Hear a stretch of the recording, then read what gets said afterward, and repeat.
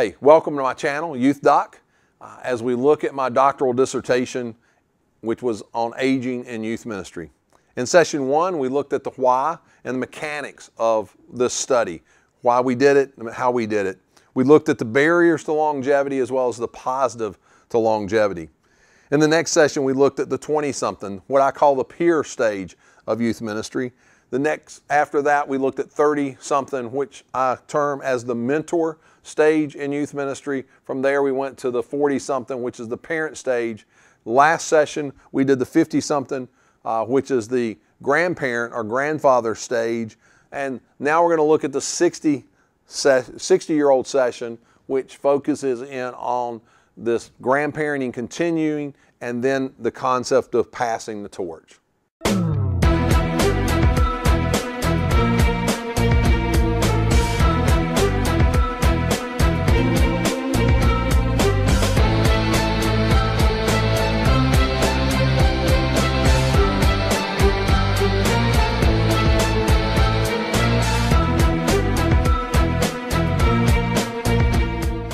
So as we start this session, we're over here in the 60 to 69-year-old bracket. This chart, by the way, if I haven't said it lately, is found in my doctoral dissertation in the appendices. And if you go to youthdoc.com, register, you'll get a link to be able to download that thesis and be able to find that in the appendices.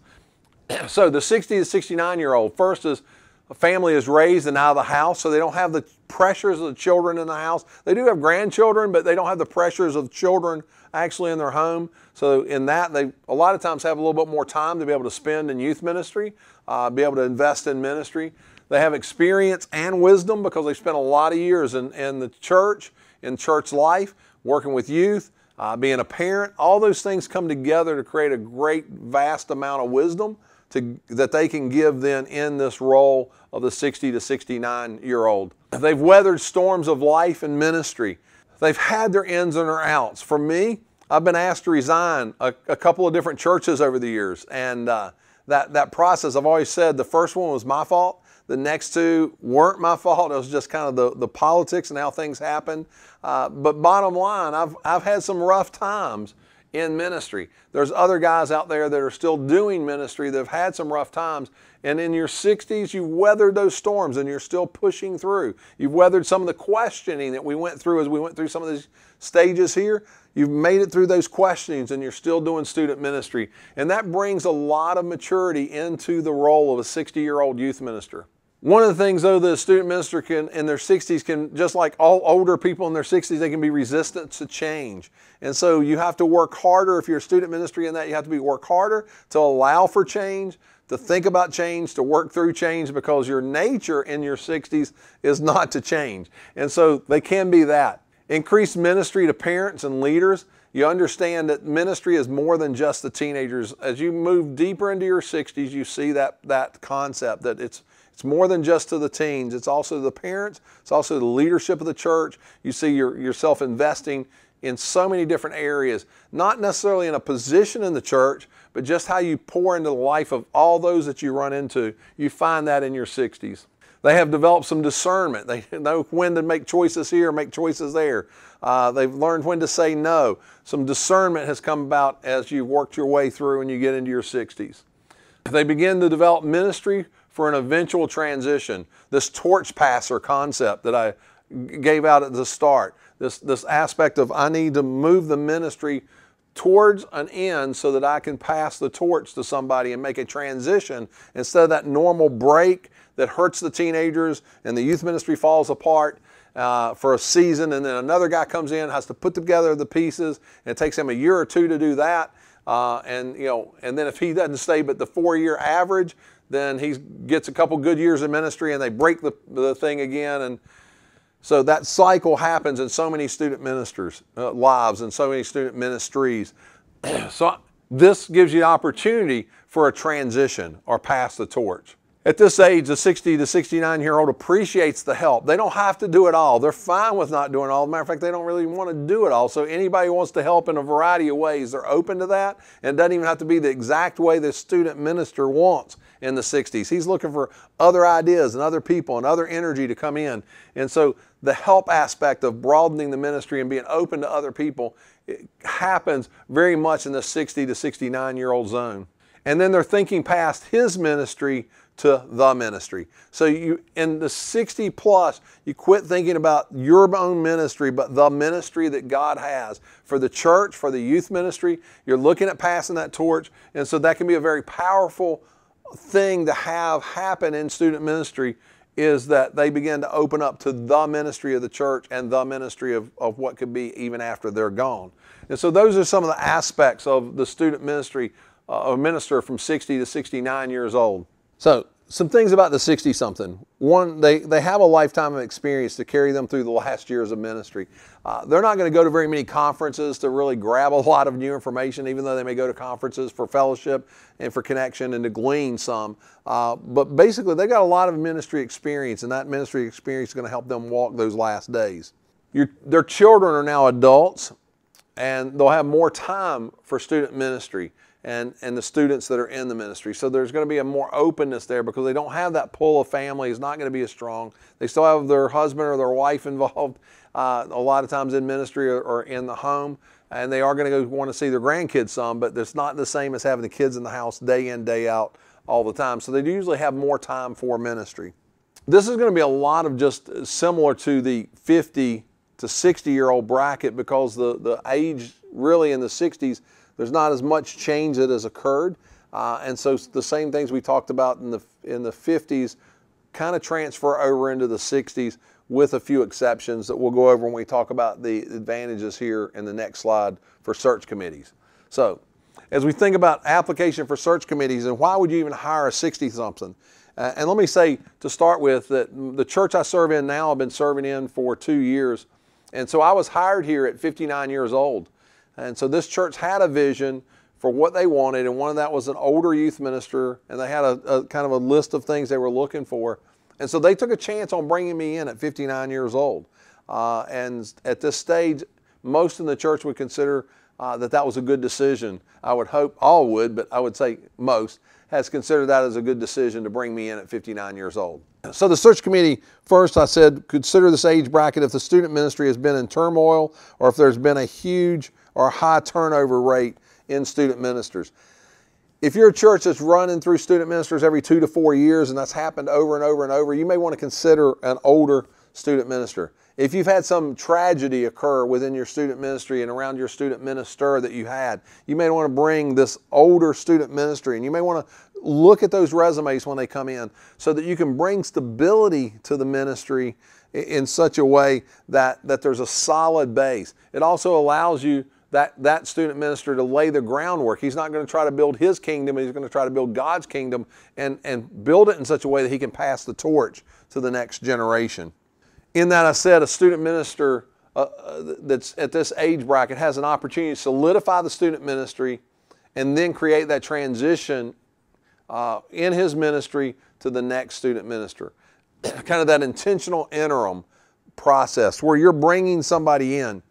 Right now, my plans in the church that I'm at is to stay here till I'm 67 and maybe longer.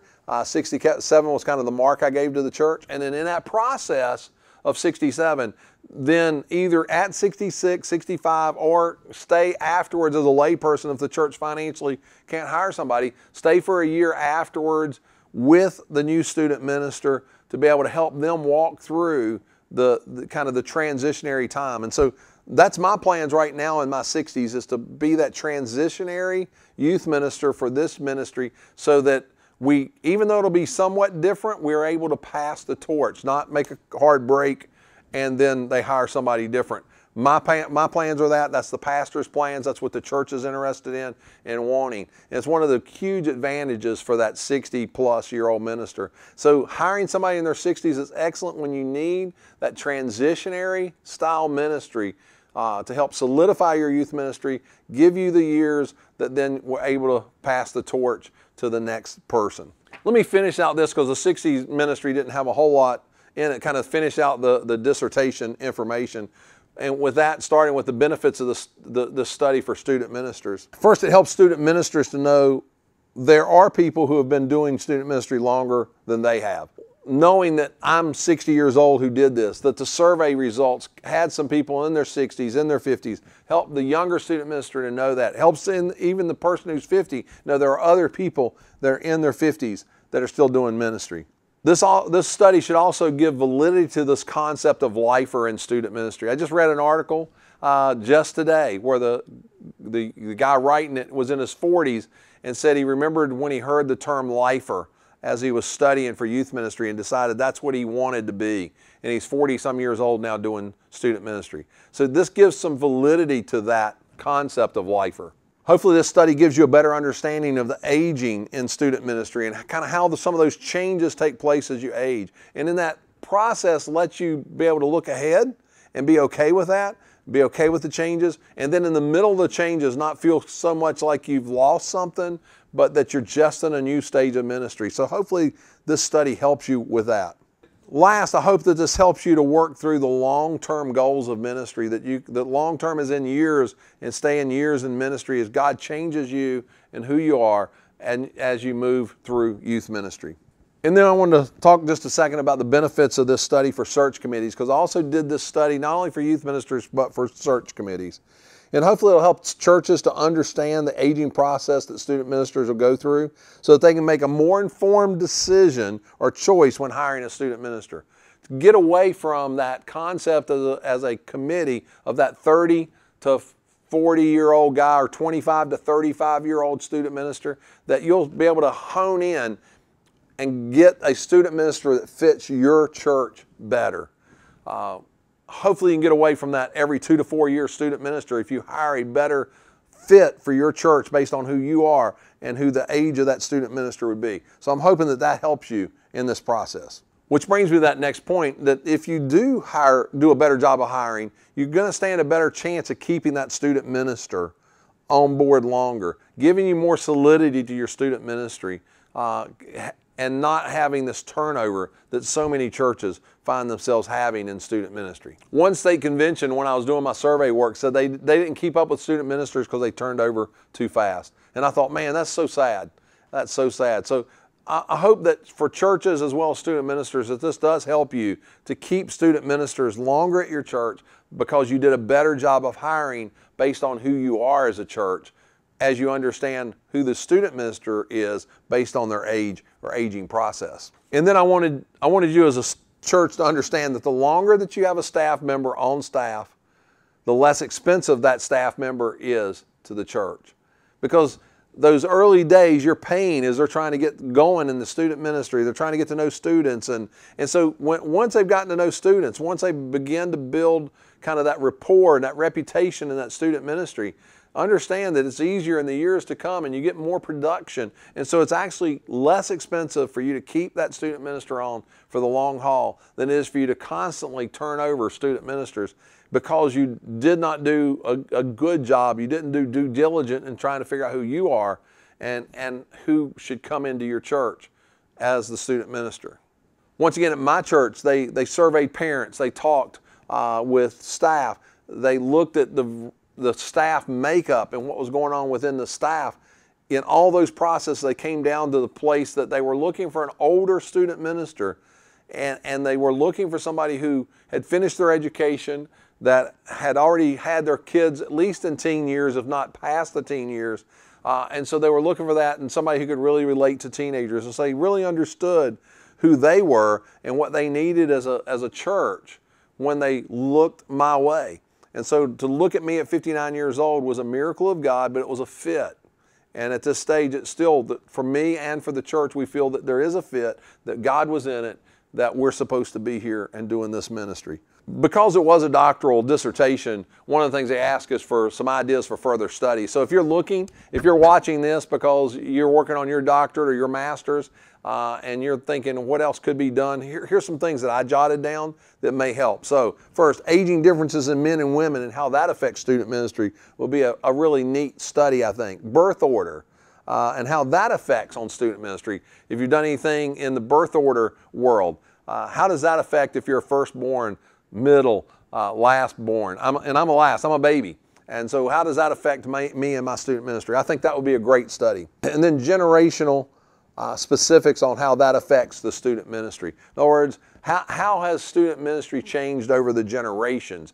And I know it has some, but how, a good study of that doctrinally would be great. And I close with this. When a church knows who they are, their preferences, needs, and desires when looking for a student minister, and can compare those items with a clear understanding of what takes place in the life of a student minister as he ages, they will have a better understanding of what age bracket they should consider at the top of their resume stack. It's not just about age, and I would encourage you to search committees to think in those terms, as well as student ministers to learn who you are, who you're going to be, and let that help you find the next church if God so calls you. If you get the privilege of staying in the church you're at, God bless you, and I would hope that you would have lots of longevity. I left to come here. I served in that church that I left for 12 years. That was such a blessing. Longevity is an awesome thing in youth ministry. If you get that privilege, that's great. But even in that process, learning how you're growing, how you're changing, and being able to better understand that. I hope this study did you some good. Once again, I would love for you to subscribe to my channel. And after you've watched all of this, if you're still around and you're still interested, other things will be vignettes of just some practical advice and thought processes with basically a youth minister who's got 30-some years experience still in the local church. Once again, I consider it a great privilege that I was able to present this, and thank you guys for watching. And I'd love for you to subscribe. Take care.